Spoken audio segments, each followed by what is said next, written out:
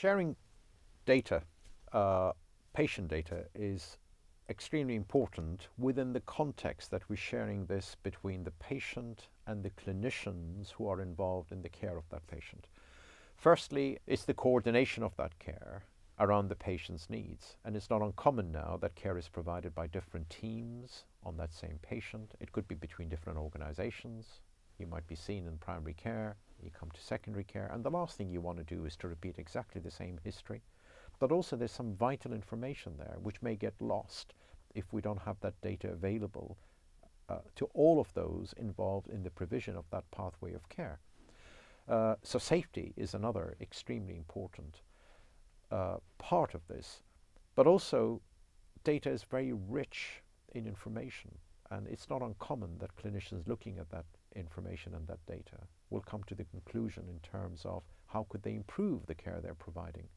You know, I've always said you can only improve things by measuring them, but at the same time also allows us to make some discoveries, some new research discoveries that will help the delivery of better care in terms of the patient.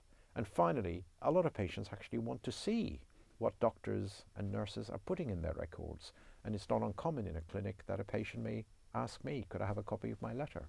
Which actually is part of the law at the moment, but they may want to see their whole medical record. So within the context of the patient and those providing healthcare, sharing data is one of the most important things we can do in terms of improving the quality of that care we provide to our patients. The biggest barrier, which is unbelievably important, is the confidentiality around the data. No patients, no human being would like their health records to be available to people that have nothing to do with that information.